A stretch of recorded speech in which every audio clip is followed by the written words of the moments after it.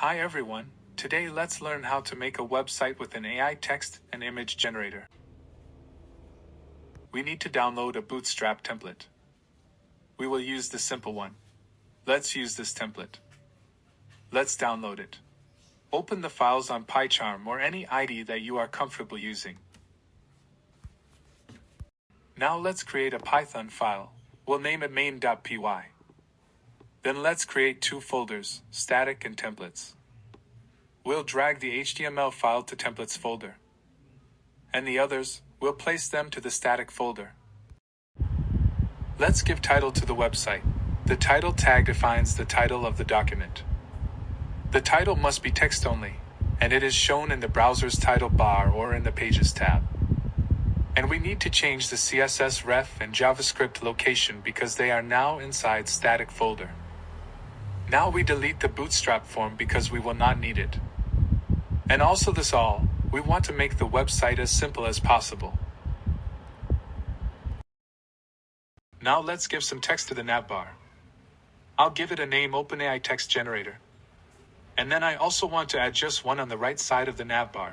It would be for the image generator. We'll check it in a moment how it goes, and if it does not look right, we can always change it. And I want to put chat with me for the H1 header. Now let's work on main.py.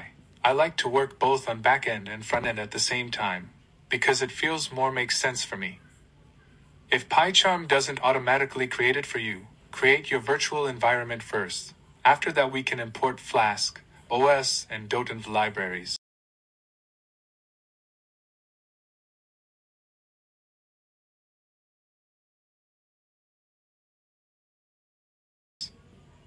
It is very important to store credentials or private data securely inside a .env file. It is a secure environment config section in your projects, useful for storing API keys and app credentials.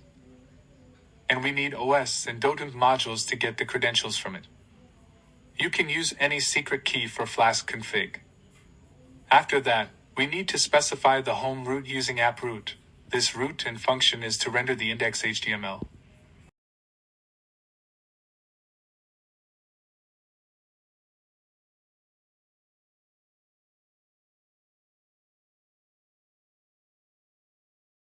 Then we need to close the app with this code to run the website.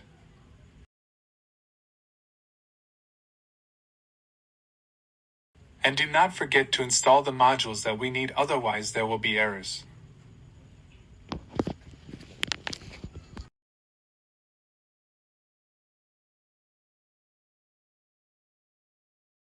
Now we can delete these sections because we won't need it. Then let's download the header background image from Unsplash because we can get image for free from it. After that we need to fix the header image file on the CSS.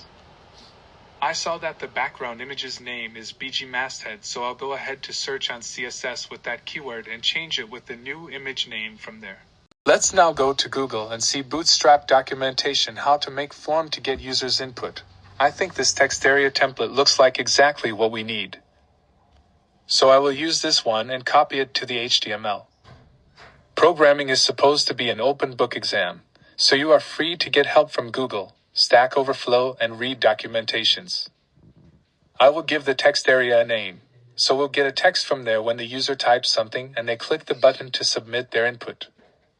On the button, we also need to use submit type, and also do not forget to add post method to the form. And looks like I forgot to get the right path for this image under the form. Remember when I said we moved the image folder to static?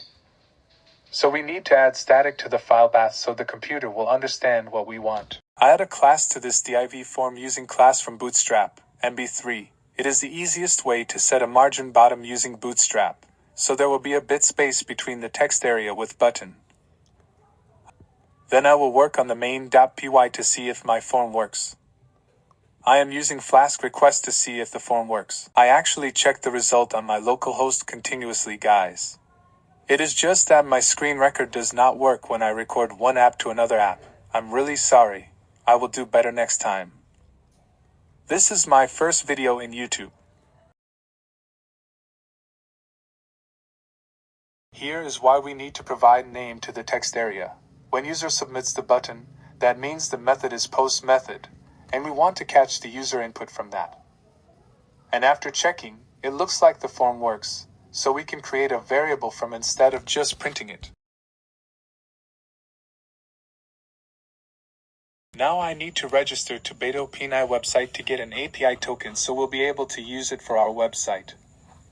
If you are following me right now, just go ahead to register an account with your email address.